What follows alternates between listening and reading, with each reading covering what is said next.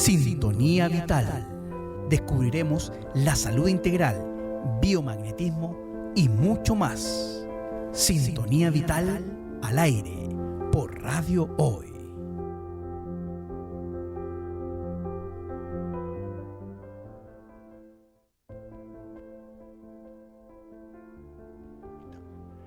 Hola, acá estamos en Sintonía Vital, descubriendo la salud integral, con un invitado hoy día de lujo. Él es Víctor Cabrera, psicólogo clínico de la Universidad Santo Tomás, magíster en Psicología Social Aplicada, tiene postítulos en Psicoterapia Postracionalista, fue director de carrera de Psicología en la Universidad Autónoma de Chile y hoy se dedica a la clínica y básicamente a trabajar burnout, crisis de ansiedad, crisis de pánico, y me contaba recién con un método, un sistema que además incorpora el tomar la emoción, sentirla y meterla en el cuerpo. Así que, Víctor, cuéntanos un poquitito qué es lo que haces tú. Bueno, primero saludar a todos los escuchas y agradecer la invitación que tú me has entregado para este programa.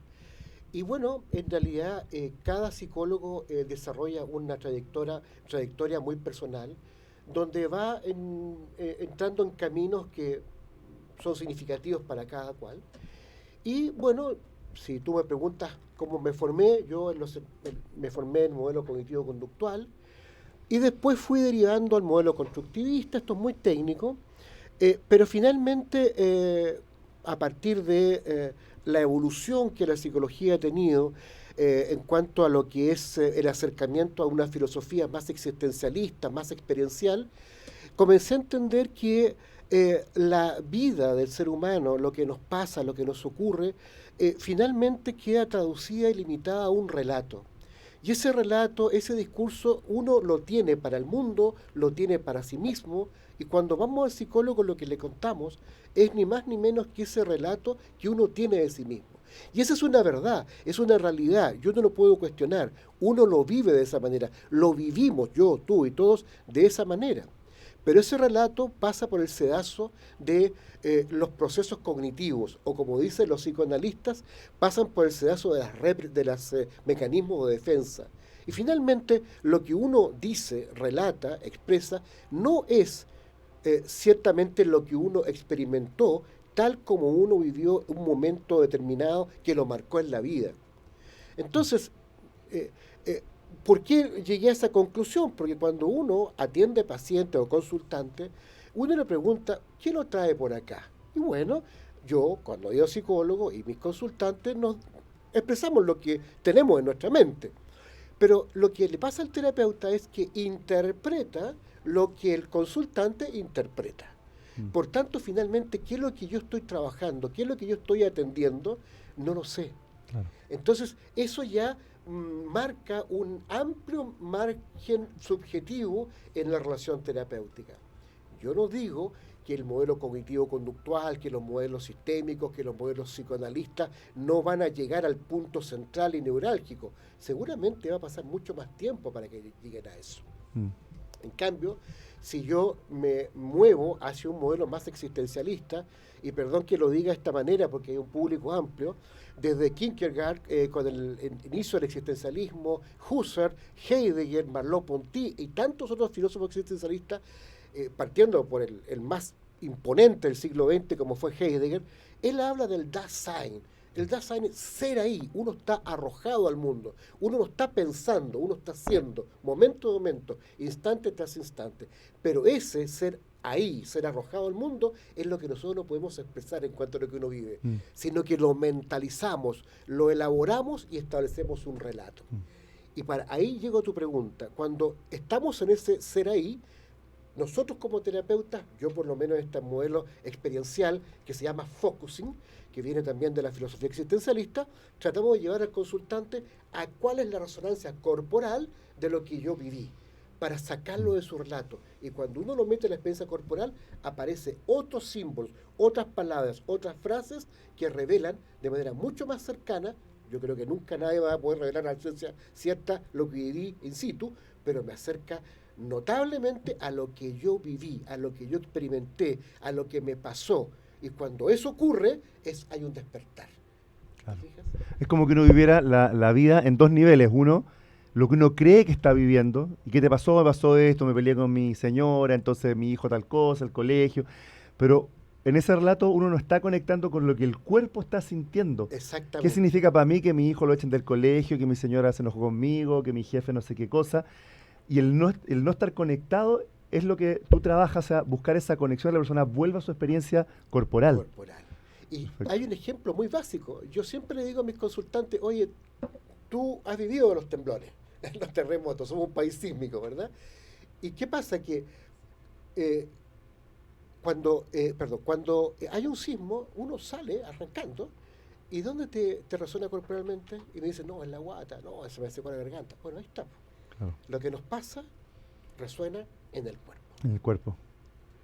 Claro, es como hablábamos antes de entrar al programa, que estábamos muy entretenidos, la mirada que desarrolló la teoría de Maturana y Varela, ¿cierto? Cuando ellos desarrollan la autopoiesis, para no ser muy técnico, pero básicamente es lo que ellos dicen, que cualquier ser vivo, cualquier estructura biológica, se adapta segundo a segundo a lo que está viviendo. Exactamente. Y la vida es algo profundamente visceral y biológico. Claro. Aunque uno crea que es algo más mental, uno está planificando el futuro, el pasado, qué sé yo, la casa, las cuentas, las deudas, eso lo vive en la mente. Pero visceralmente el cuerpo está teniendo una experiencia corporal de eso. Exactamente. Y eso un poco lo vincula con lo que hablábamos del estrés, ¿no es cierto? De cómo así es. Es un buen punto, porque Maturana y Varela lo que desmistifican, ¿no es cierto?, es lo que se suponía, y todavía se sigue diciendo, que uno de alguna manera reacciona a todos los estímulos externos. Pero los experimentos de Maturana y Varela lo que nos muestra es que los seres humanos reaccionan en razón a su propia estructura interna. Y si eso lo vinculamos con el estrés, podríamos decir que hay personas que están mucho más habilitadas o tienen mucho más resistencia a afrontar situaciones complejas que otras. Eso desde el punto de vista biológico probablemente, pero hay un amplio espectro psicológico que también explica por qué unos son más resistentes al estrés y otros no. Claro. ¿Y cuáles serían esos factores determinantes? Porque mucha gente está viendo el programa hoy específicamente porque les interesa mucho, porque es un tema que hoy, yo el otro día leí unas estadísticas, que hoy día mayor causa de muerte en el largo plazo, incluso que a lo mejor el cáncer u otras enfermedades, es el estrés. Porque en el largo plazo el estrés tiene un montón de cosas biológicas, hipercortisolismo, alteración en el metabolismo, después diabetes, hipertensión, alteración en la memoria. O sea, como causa de muerte o de enfermedad, el estrés es muy preponderante. Sí, bueno, pensemos que yo siempre digo, ¿no? Las enfermedades son hijas de su tiempo. En los tiempos de Freud, la enfermedad era la histeria. Claro. ¿no? Por todo un tema histórico, cultural, la reina Victoria, la cosa moral, etcétera, etcétera. Y hoy día, el estrés, la depresión, la angustia, la ansiedad, el pánico son los temas más preponderantes en nuestro cotidiano. Ahora, si lo miramos desde el punto de vista biológico, todos los seres humanos tenemos una estructura igual.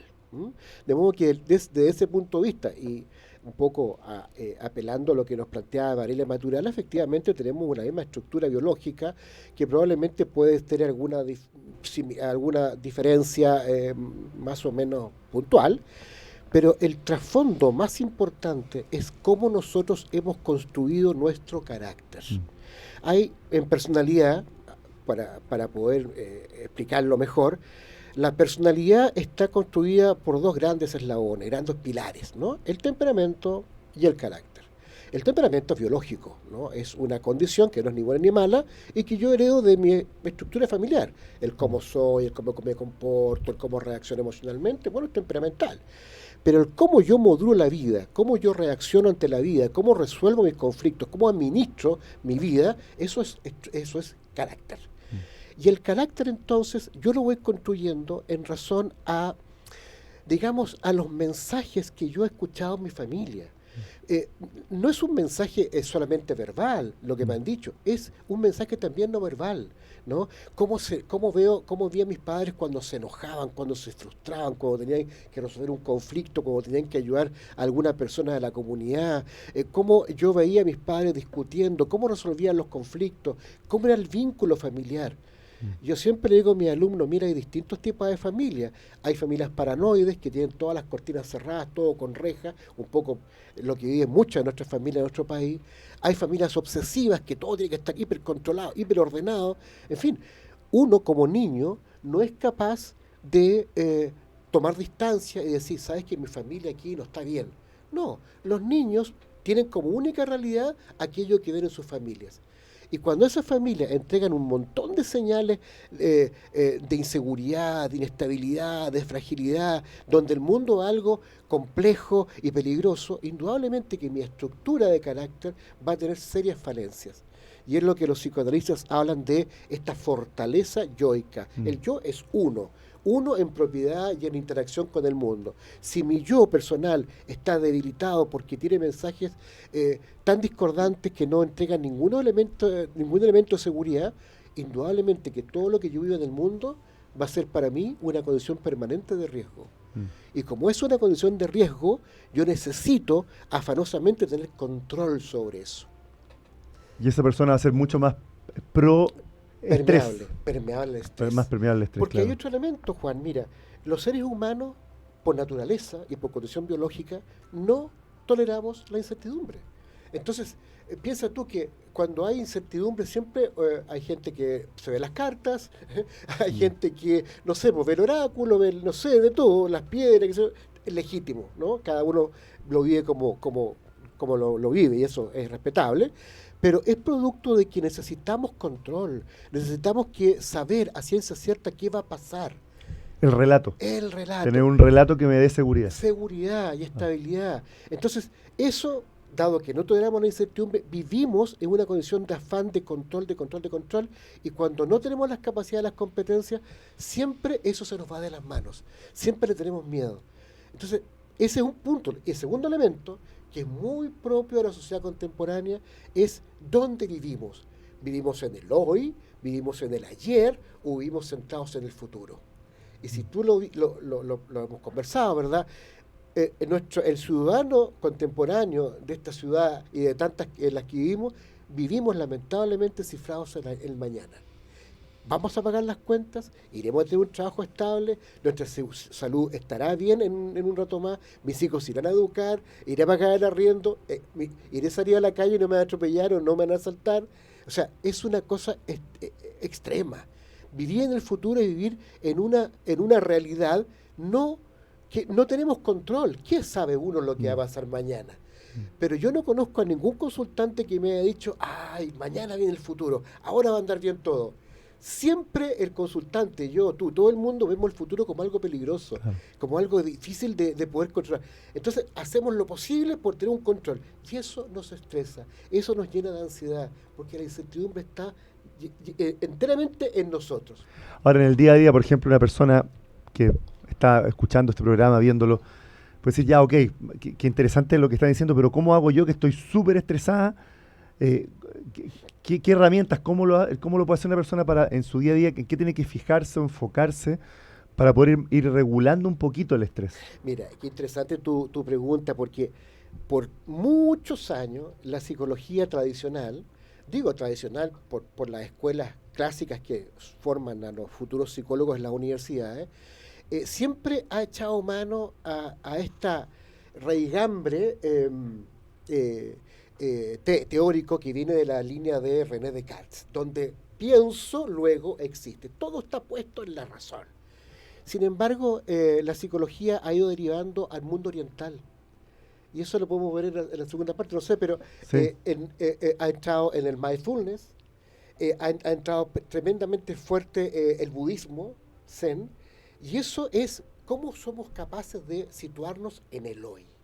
Y créeme, cuando la persona logra hacer el hoy y hacer de su modalidad de vida el momento a momento, es increíble cómo cambia todo. Fíjate. Qué interesante. Vamos a seguir conversando esto porque se me ocurre un montón de cosas que te quiero preguntar respecto a esto y que empalman además con lo que yo hago, ¿cierto? Y para poder conversarlo, así que vamos a ir a unos comerciales y continuamos conversando con Víctor este súper bonito tema del estrés.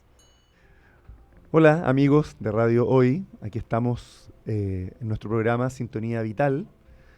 en las que vamos a profundizar programa a programa distintos aspectos que tienen que ver con la salud. Todos van a converger en un punto central, seguramente, lo vamos a ir descubriendo. Y hoy nos acompaña Víctor Cabrera, que es psicólogo clínico, y muy enfocado en una forma de hacer psicología que es proveniente del existencialismo, que es existencialismo que existe, ¿cierto? Y es meterse en el cuerpo para procesar la vivencia y poder con eso manejar un poco el estrés. Y antes de los comerciales, estábamos justo hablando de eso, cómo nosotros vivimos en la mente, en una idea acerca del futuro, una idea de lo que va a pasar, queriendo tener el control de eso para poder calmar la angustia, pero precisamente esa idea nos genera más angustia, porque es muy incierta, es mucha incertidumbre. Entonces, antes de ir a comercial yo le pregunté, le dije, Víctor, ¿y cómo hace una persona en el día a día? ¿Qué herramientas tiene para poder manejar ese estrés? Y para poder un poco salir de esa cadena del estrés que nos lleva a las enfermedades.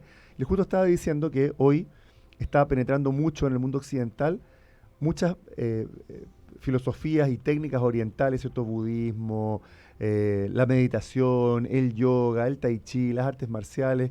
Y bueno, sigue contándonos un poco eso que sí, interesa mucho con lo que estamos porque viendo. la idea, ¿no es cierto?, es cambiar la dirección de nuestra atención, de nuestra preocupación, de estar permanentemente atentos y preocupados por un futuro que nadie sabe qué va a pasar, anteponiéndonos negativamente a cualquier suceso, porque nadie ve el futuro de manera positiva, expectante, positiva, lo mira con miedo. Cambiar ese foco a resituarnos en el hoy. Y por eso que históricamente el budismo zen en particular, ha tenido tanta fuerza y tan buen resultado en las culturas orientales. Porque sucede algo bien interesante en todo esto. El mundo occidental ha estado muy amarrado, diría yo, no sé si es el término adecuado, pero está muy situado en el paradigma racional, ¿no? Cartesiano. El cartesiano, ¿verdad? Y el mundo oriental no ha estado inscrito en ese paradigma, sino más bien en una lógica más holística, donde el cuerpo y la experiencia ha sido muy importante. Entonces, si tú haces meditación, bueno, eso es la cultura budista. ¿Y qué es lo que hace la meditación? Algo muy sencillo, muy básico, que parece increíble. Centrarte única y exclusivamente en la respiración. Inhalar, exhalar, que es una operación tan básica, pero lo que haces con eso es que toda tu concentración, toda tu atención va a ese momento único y exclusivo que está operando en ese instante, y con eso tú vas como apagando las zonas, ¿no?, que provocan ansiedad, básicamente el futuro. Entonces, el vivir el hoy es central. Y por eso, en el mundo occidental se desarrolló el mindfulness, que es una derivación, es una experiencia budista, pero más bien orientada al mundo occidental. Yo más bien practico el budismo, no soy muy de practicar el mindfulness, pero hoy día el budismo lo habla y lo dice permanentemente, hace un puente con el mindfulness sin ningún problema, ¿no? Y cuando las personas se empiezan a educar en esta modalidad de vida, donde diariamente, fíjate, si una cosa, una o dos veces al día o en la noche, tú haces un trabajo de meditación diariamente, oye, al cabo de 2 semanas, te lo doy firmado, hay un cambio y una pasividad en la persona, y una manera distinta de enfocar lo que viene. Y a lo mejor, claro, una persona en su casa puede decir, ya, pero no sé dónde hay una escuela de budismo, puede pensar que a lo mejor algo muy complejo, pero en el fondo lo importante es lo que dices tú, que es cualquier técnica que te permita concentrar la atención en algo en este momento, bajar de este modelo mental. Exacto. Porque finalmente todo lo que nos asusta no existe. Exactamente. Tú crees que va a pasar, que el banco, no sé qué cosa, que tu trabajo, pero nada de eso es real, nada de eso existe. Tú lo estás creando en tu mente como una pesadilla, como un sueño, y tú mismo estás dándole el poder de que tenga poder sobre ti. Pero tú en realidad no sabes. Y muchas veces cuando uno ve su vida en retrospectiva, cada uno de nosotros puede decir, a ver, ¿cuál fue lo que más me angustió el año pasado? Y si uno retrocede y ve después cuando se resolvió eso, uno dice, tan mal que lo pasé y después se resolvió de otra forma. Claro. Y si uno empieza a coleccionar esos eventos, se da cuenta de que siempre todo se resolvió. Entonces, un poco lo que dices tú, una técnica, cualquier técnica que te concentre la atención, que a lo mejor una persona podría dar vuelta una caja de fósforo y dividirlo en dos partes y tomar un fósforo como si fuera la acción más importante del universo, va al otro lado, y a lo mejor 20 minutos moviendo fósforo con toda su atención como si ese fósforo fuera una bomba atómica, si se cae, ya eso es budismo, o sea, ya eso es mindfulness o es concentrar la atención en algo. Fíjate que viene que a propósito de lo que tú dices, me estaba acordando de mi día. y claro, ¿qué pasa con nosotros? Que de pronto nos agobiamos, ¿no? Y porque viene esto, viene lo otro, porque no tenemos ganas de hacerlo. ¿Y qué es lo que nos dice el mindfulness? Haga cada cosa como única cosa, una cosa a la vez. ¿Y qué pasó hoy día? Bueno, yo en la mañana hice tal cosa y solo estuve en eso, terminé eso, entré a otra cosa y así, y el día ha terminado casi, ¿no es cierto?, donde yo he hecho de todo un poquito y no me he estresado, comillas, ¿verdad? Pero cuando no tenemos esa lógica, como que nos inundamos, porque por un lado no nos da el cuerpo, no queremos hacerlo, queremos descansar, pero nos obligamos a hacerlo.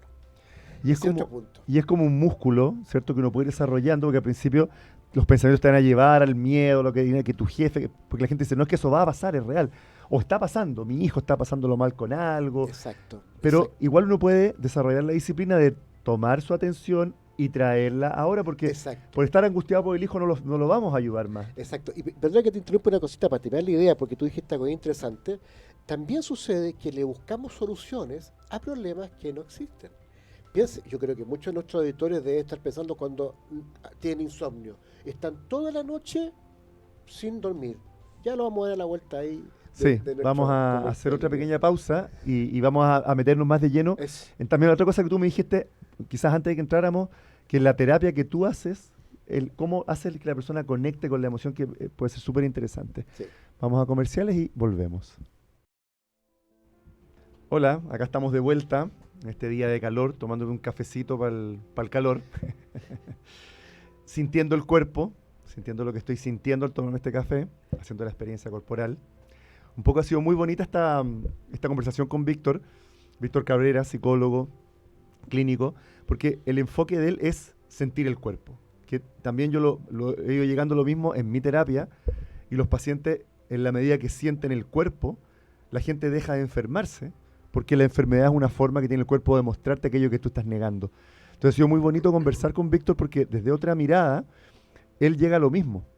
Entonces, le quiero preguntar ahora, la terapia que él hace, un aspecto de la terapia que se llama focusing, que se origina en el existencialismo. Entonces quiero preguntarte un poco, Víctor, en palabras súper simples, ¿qué es el existencialismo y el focusing, un poco la historia y después cómo tú lo aplicas en la práctica?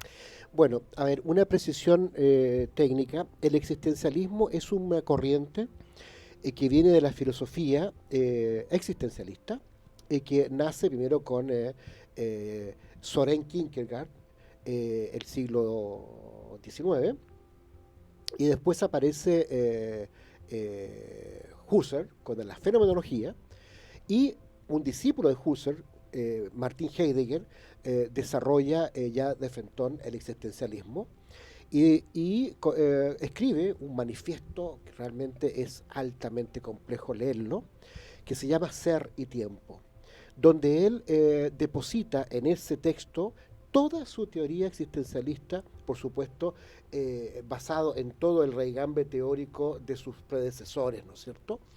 Y él establece que, yo se lo había señalado hace un rato atrás, que el ser humano emplea un término que se llama Dasein, ¿no? Es estar ahí.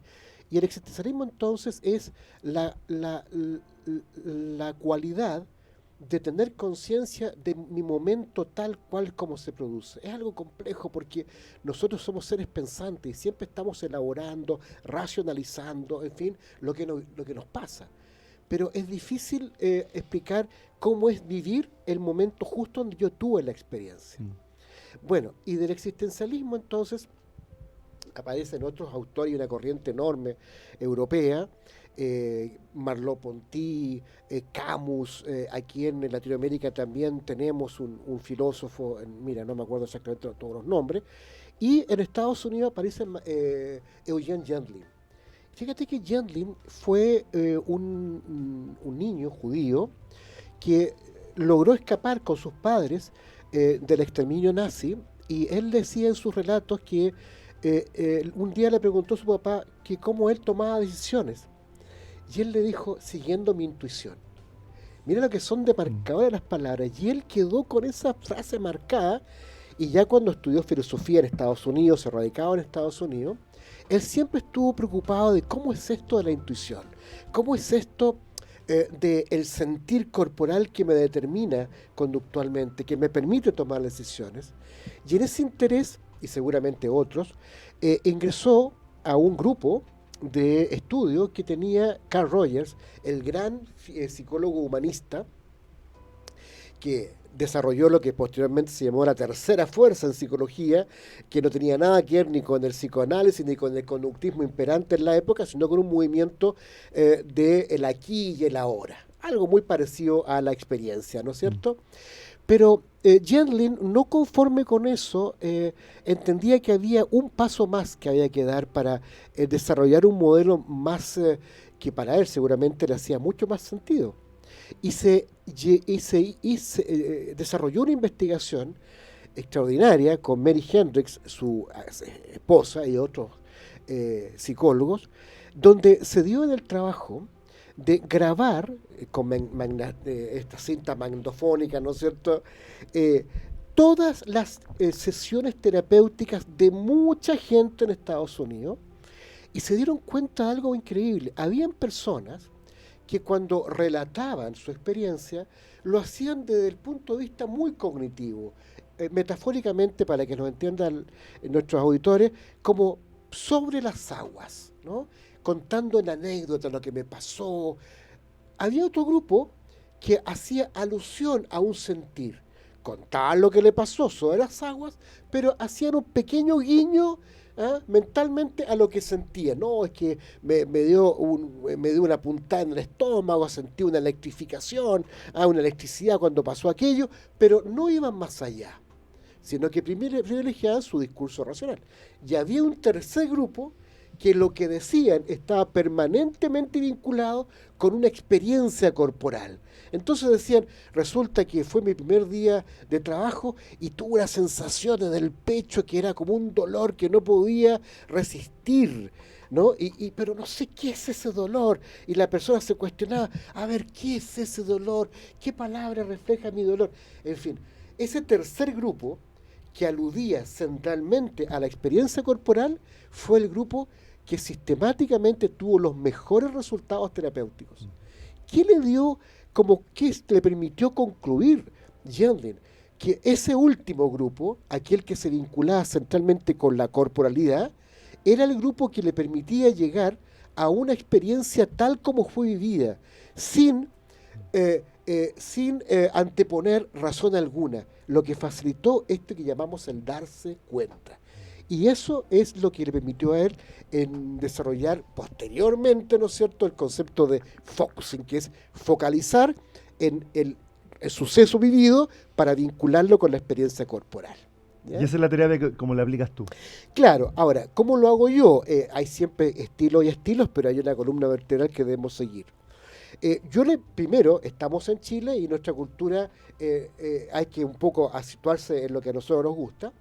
Por supuesto que la persona que va a la consulta hay que permitirle que vacíe toda su ansiedad, toda su angustia, toda su historia que le ha significado un padecer a veces de muchos años, y también le permitimos que pueda expresar todo lo que vive en su cotidiano.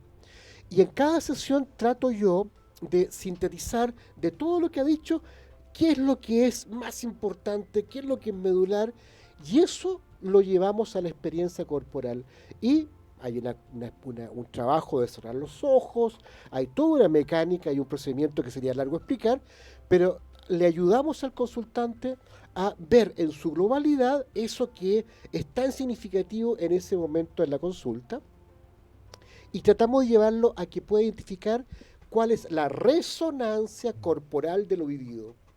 Y muchas veces pasan cosas increíbles. Mira, la persona me está contando cosas que las explica, qué sé yo, de una u otra manera, Y cuando aparece la resonancia corporal, aparecen explicaciones diametralmente distintas.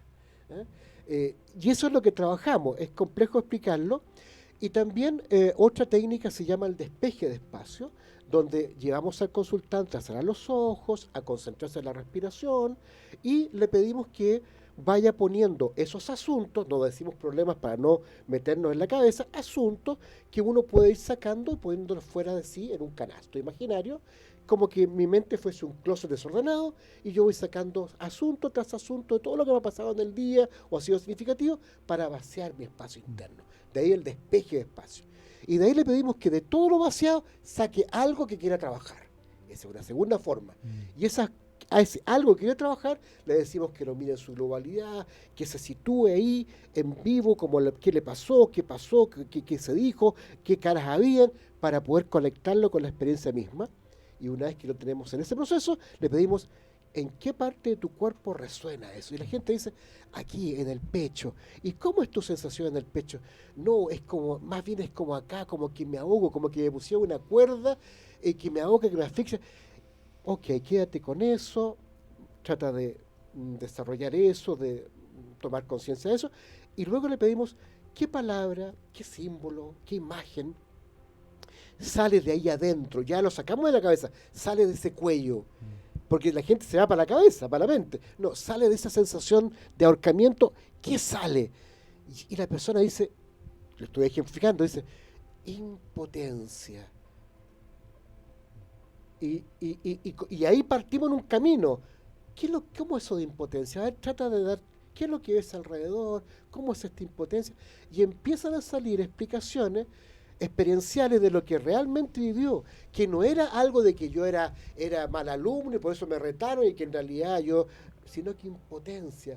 O sea, yo me sentí absolutamente sobrepasado, impotente, no podía hacer nada, y viene una serie de emociones que empiezan a abrir caminos en ventanas, por eso que mi consulta se llama Tu Ventana, ventana donde empiezo a mirar horizontes que antes no había visto. Eso también lo logra la psicología tradicional, pero a un más largo plazo. No digo que lo mío sea tan efectista, pero es mucho más certero y logramos mucho más rápidamente a llegar al núcleo de ese conflicto del consultante. O sea, un poco, en todo lo que hemos conversado hoy día, como bajándolo a algo súper simple, independientemente de que la persona pueda tomar una terapia, qué sé yo, pero a lo mejor como el día a día, como un consejo, un tip básico es qué estoy sintiendo en mi cuerpo. Exactamente. Porque tome aire, cierre sus ojos y diga qué me está pasando ahora, dónde estoy resonando con esto que me ha pasado. Por ejemplo, en mi trabajo tengo un altercado con mi jefe, ¿no es cierto? Y tengo que quedarme callado, ¿no es cierto? Y sigo trabajando y me altero porque hay que hacerlo bien. Yo le pido, por favor, dese el tiempo, no lo haga al tiro, decante, y al término de la jornada o algún espacio que tenga, cierre los ojos, respire, recree la situación y diga en qué parte de mi cuerpo esto me resuena. Y después, ¿qué significado tiene esa sensación de esta parte de mi cuerpo? Y si digo lo que diga, lo que sale, considérelo, anótelo, porque algo de ahí tiene que ver con usted. Porque puede ser que en ese mismo ejemplo diga la persona, pena. Qué raro que me reten y me dé pena cuando yo estoy diciendo que me dio rabia. Mentalmente, ¿qué te pasó que te lo dio el jefe? No, es que me dio rabia, me indigné con este gallo. Pero resulta que cuando se conecta con el cuerpo es pena. ¿Y dónde aparece esa pena? ¿Dónde surgió? Y ahí comienza a morir camino. Porque en cosas muy cotidianas, o sea, la gente estamos todos siempre conectados muy en la cabeza y con emociones muy superficiales y no conectamos. Entonces a lo mejor la persona dice, no, estoy enojada por, qué sé yo, algo de la política, algo que vi en la tele, que no me gusta esto, y justificamos esa emoción, pero en realidad uno podría parar y decir, a ver, ¿qué estoy sintiendo? ¿Dónde lo estoy sintiendo? No me gustó lo que dijo tal político. Exacto. Y voy a empezar una cosa mental de la política del lado de la izquierda, de la derecha. En vez de eso digo, a ver, ¿dónde estoy sintiendo? ¿Qué estoy sintiendo? ¿Cómo lo estoy sintiendo? No como algo mental, sino que, a ver, ¿dónde lo siento? Y eso a lo mejor me va a conectar con algo de mi niñez, con el abuelo, con el papá, o con cosas mucho más cotidianas, pero no es mental, es vivencial. Hay un ejemplo bien entretenido, me acordé de un consultante, por supuesto aquí no damos nombre ni nada por respeto a las personas que nos consultan, pero recuerdo una mujer de mediana edad que trabajaba en un ambiente laboral bien complejo y duró poco tiempo, porque en toda su trayectoria laboral de ese periodo en que ella estuvo trabajando, ella se afanó por hacerlo bien, crear métodos, se peleó con medio mundo porque no consideraba correcto tal cosa, aquella, en fin, y ella lo explicaba de esa manera. Entonces yo le dije, a ver, cierra tus ojos y por favor conéctate con todo eso que tú viviste, o con una situación particular. Y apareció la palabra injusticia. Ella en su relato jamás puso la palabra injusticia, y esa palabra injusticia le abrió un espacio enorme y se dio cuenta que ella había vivido en su propia historia sistemáticas situaciones de injusticia y empezó a abrir espacios de muchas cosas. Dijo, parece que en la vida, yo ando toda la vida con esta cosa de la justicia, me peleo con medio mundo por la justicia, pero ella en su relato cognitivo mental nunca había tocado la palabra justicia. Claro. Ese es el poder que tiene. Tiene que ver con algo de su vivencia, de su niñez. Entonces, lo que le tenemos que pedir a nuestros auditores, cuando te pase algo, deja pasar un ratito, decanta, cierra tus ojos, conéctate con tu cuerpo y permite de esa parte donde te resonó, qué palabra sale. Y esa palabra anótala, porque tiene que ver contigo, tiene que ver con cómo, qué nombre das a la experiencia vivida, más allá de lo que tú procesaste. Mira, qué bonito, porque al final todo te lleva al cuerpo. Algo que yo me he dado cuenta en la consulta, que yo no hago psicología, no soy psicólogo, pero hago bioenergética y surgen cosas energéticas. O sea, corporal, total. Cuando digo energético, claro, es corporal, es algo, no es algo muy volado, sino que es la energía del cuerpo lo que está pasando. Sí. Y una de las cosas que yo me he dado cuenta y que lo hablo con los pacientes es que finalmente obligamos al cuerpo, que es biológico, a adaptarse a un mundo que no existe. Durante 6 millones de años, desde que nos separamos los chimpancés y seguimos evolucionando en el mundo natural, el día a día era resolver, comer, dormir, protegerse, pertenecer, ponerse en movimiento, reproducirse, respirar. Eso es estar vivo. Y el cuerpo estaba lleno de programas biológicos para adaptarse a eso. Y nuestro cuerpo no tiene idea que vivimos en una ciudad, de civilización, que tenemos internet. Nuestro cuerpo sigue siendo una estructura para vivir en el mundo natural. Pero nosotros desarrollamos, desde que aprendimos a hablar, como especie hace muy poquitos años, hace menos de 10.000 años, un mundo virtual que no existe en la realidad y obligamos a que el cuerpo se adapte a este mundo que no existe. Yo creo que ese desfase evolutivo, la madre de todas las enfermedades. Precisamente el estrés es un estrés biológico ante algo que no está sucediendo. Sí, mira qué interesante el tema de la que tú me llevas, porque si comparamos al ser...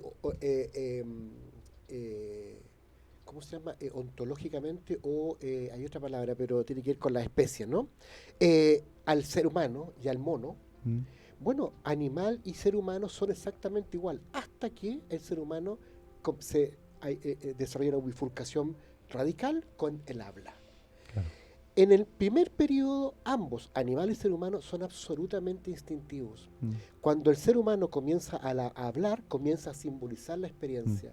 Y con eso se entra a convivir en el plano de la razón y pierde algo central, que es la intuición. Claro. Y cuando perdemos la intuición, perdemos la sabiduría. Claro. ¿Te das cuenta? Porque los libros hablan poco de intuición, pero la intuición está etimológicamente definida. No es algo raro, no es algo loco, es una cosa que es aquello que me pasa a mí, corporalmente, que algo me dice. Como el caso que ponías tú del papá de este psicólogo, claro, que le dijo, ¿cómo tomas decisiones, papá? Intuición. Siguiendo mi intuición. Claro. Y uno ve muchas veces los líderes, los mejores líderes, son mucho más de movimientos intuitivos que racionales. Exactamente. Y siguen en la intuición. La corazonada que hablan también, ¿no es cierto? Entonces, mucho puede estar puesto a la razón, pero una importante cuota también está en cuál es mi intuición respecto a eso, ese olfato que yo tengo, ¿no? La tincada, que finalmente es una conexión con una emoción visceral. Exactamente. Entonces, en la historia evolutiva, el ser humano ha ido perdiendo de manera dramática esa sabiduría. Bueno, Rogers decía sabiduría organísmica, la sabiduría del cuerpo, lo decía Rogers. Entonces hemos perdido eso. Y si hoy día, no sé, conversamos con una persona, por ejemplo, que ha vivido toda su vida en el campo, un agricultor, o sea, él dice, mira para arriba, levanta el dedo, mañana va a llover. Eso es el contacto directo con la Tierra. La Tierra es un campo energético enorme que puesto a disposición de nuestro cuerpo nos trae información. Claro. Entonces nosotros, voy a hacer la metáfora, vivimos en el cemento, ¿no? Y eso nos ha alejado de esta cosa tan energética del mundo que nos permite oler el pulso del día a día. Claro. Claro, finalmente, volviendo un poco al tema del estrés y la ansiedad, es siempre un estado biológico, porque finalmente, yo la otra vez le decía a un paciente, cada vez que tu cuerpo está liberando adrenalina, es porque se está preparando para algo de vida o muerte. Claro. Es así, si no, no lo haría. Entonces, ¿qué vida o muerte hay en que tu jefe te despida del trabajo? Nada. Porque te recibirá una tía en la casa, te va a dar un plato de comida, no pasa nada. Claro, y finalmente es este escenario mental que está haciendo que tu cuerpo haga un movimiento biológico que no es necesario. Y en ese desfase es donde nos vamos enfermando. Pero si tú vas trayéndote al presente y conectando con tu cuerpo, con tu emoción, con tu sensación, te bajas de ese como esa alucinación mental. Fíjate qué interesante conocer cuáles son los modelos de recursos humanos de sociedades orientales que practican el tai chi, por ejemplo, la meditación. Muchas empresas, y uno lo ve en ciertos medios de comunicación, muestran como algo casi, no sé si anecdótico o llamativo, que hay en una jornada de trabajo, hay momentos en que a la persona le obligan, y es una disciplina, a hacer tai chi. Hay otras empresas que en el inicio laboral, previo a entrar a las faenas laborales, hay todo un trabajo de tai chi o de meditación, no sé, respiración. Bueno, esos son los elementos que van contribuyendo a la salud mental de las personas. Sí, y lo otro que tú me decías antes que empezáramos el programa, que también me interesa rescatarlo mucho, que uno es el tema de conectar con el cuerpo, la emoción, y otro que me decías tú que es uno de los factores más importantes que te protege del estrés, es la comunidad y no aislarse. Exactamente. Habla un poquito Exactamente. Más de eso. Fíjate que aquí tenemos un tema nosotros como sociedad, y no sé si lo conversé o lo escribí por ahí, lo escribí justamente, y tiene que ver con esta evolución que hemos tenido, que más bien ha sido una involución. Uno lo puede explicar desde distintas fronteras. Yo voy a explicártelo desde la frontera de la psicología social. Hay un autor muy connotado, David McClelland, en la década de los 60, final de los 60, hizo un famoso estudio transhistórico, transcultural, en fin, donde determinó que habían 3 motivaciones sociales: poder, logro y afiliación. Y haciendo hacerlo corto, digamos, la motivación de afiliación es la comunidad, el eslogan "yo soy amigo de mis amigos", ¿no? La ayuda, la colectividad, la cooperatividad. El logro es una condición más individualista, donde yo tengo que ser eficiente, creativo, proactivo, etcétera. Y el poder es como yo tengo preeminencia sobre el resto. Y fíjate que es una cosa tremendamente aplastante, increíble. Los países, cuando están fuertemente ligados a la motivación de poder, desarrolla una alta probabilidad de guerras. Hoy día nuestra sociedad, nuestro mundo, está fuertemente ligado a la motivación de poder. Corea, Estados Unidos, Unión Soviética, China. Chile, en la década de los 60, estaba fuertemente ligado a la motivación de afiliación. Yo soy amigo de mis amigos. A veces nos quejábamos que la gente era copuchenta, que todos sabían la vida de todos, pero a la hora de que nos pasaba algo, entraba la comunidad, entraba la fraternidad. En eso también tuvo un rol muy preponderante la iglesia, las iglesias, bueno, en ese entonces la iglesia católica en mayor preponderancia, con esto de la ayuda fraterna, el bien común. Bueno, en la década de los 80, con este modelo económico mundial, ¿no es cierto?, cada uno de nosotros ha ido direccionándose potentemente hacia el logro. Y el logro nos ha aislado. Y nos sentimos solos. Y cuando quedamos sin empleo nos sentimos solos. ¿Qué vamos a hacer? ¿Cómo vamos a seguir educando a los hijos? ¿Qué va a pasar con mi salud? ¿Qué va a pasar con mi pago de dividendos? Solos. ¿Te fijas? Entonces, por otro lado, las palabras fuerzas que aparecen en los medios de comunicación es productividad, qué sé yo, iniciativa, productividad, ya lo dije, proactividad, etcétera. Puras palabras, puros conceptos que nos llevan a la acción. En ninguna de esas palabras hay un momento de decir tú como ser humano. El PNUD, digo, es muchos años atrás, 10, 15 años atrás, o menos en realidad, llegó a la conclusión, a través de estas investigaciones del PNUD, que lo que pasaba en Chile es que había un alejamiento muy potente de la comunidad, del desarrollo humano, porque estábamos fuertemente vinculados al desarrollo económico. Y eso ha sido muy poderoso en nuestro medio. Por eso que Chile y tantas otras capitales que son altamente productivas, la salud mental está tan mal, porque estamos solos. Y uno lo ve en cosas pequeñas. Te subes al ascensor, dices buenos días y nadie te saluda. Nadie te saluda. Es impresionante. Yo un tiempo viví en Argentina y tú llegas, el verdulero es tu amigo, te tiene cosas, te conoce. Mira, coincidente con lo que tú dices. Te subes al ascensor y digo, buenos días, che, ¿qué haces? Yo en diciembre estuve con mi hija y yo estaba sorprendido. Estábamos colgados con mi hija viendo el lechero para dónde íbamos y se acercaba el argentino. ¿Para dónde vas? Nos tuteaban, todos tutean y todos colaborativos. Es una cosa maravillosa. Que en Chile lamentablemente estamos muy lejos de eso. O sea, como para ella, recapitulando y cerrando,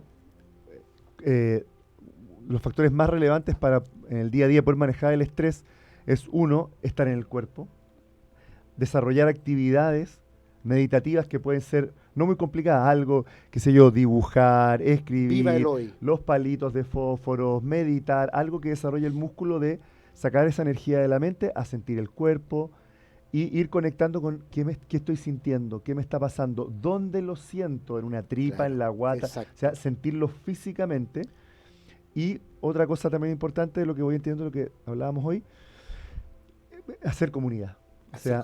Contar las cosas a tus amigos, a tu señora, exacto. Hablar con tus hijos, dedicarle tiempo a estar con más gente, claro. No quedarte solo rumiando lo que te está pasando, porque eso te va a llevar al estrés. Solo pensar cuando hubo terremoto y cómo se sentía la gente cuando conversaba con sus vecinos. Sí. ¿Te das cuenta? Eso inmediatamente descongestiona. O ahora con todos los incendios, todo el país nuevamente volcado a ayudar, y eso te da un sentido de vida que te da más felicidad. Bueno, Víctor, te quiero agradecer mucho. El programa de hoy día estuvo muy bueno. La verdad es que hablaste muy desde el conocimiento no solamente mental, sino que se nota que es un conocimiento que tú lo tienes en el sentir y que lo practicas al día a día contigo mismo y seguramente con tus pacientes. Y pudiste transmitir un mensaje que yo creo que se entiende. Yo me lo llevo y creo que aporta a esto que estamos haciendo, que es buscar en una sintonía vital, ir buscando qué es lo que es la salud y cómo lograrla en el largo plazo. Así que te agradezco mucho, nos vemos próximamente. Muchas gracias también a ti y al programa. Gracias, Víctor.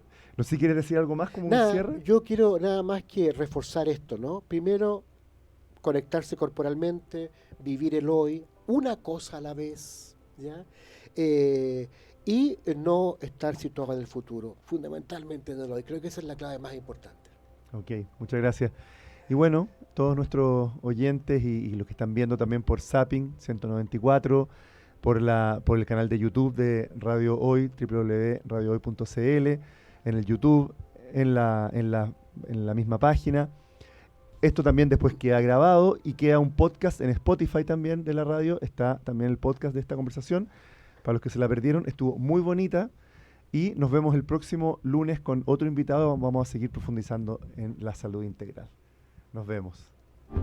Se cierra la consulta de Juan Francisco, pero nos reencontramos la próxima semana para más noticias, novedades, pacientes, consultas, eso y mucho más en Sintonía Vital, al aire en Radio Hoy, la radio oficial de la fanaticada mundial.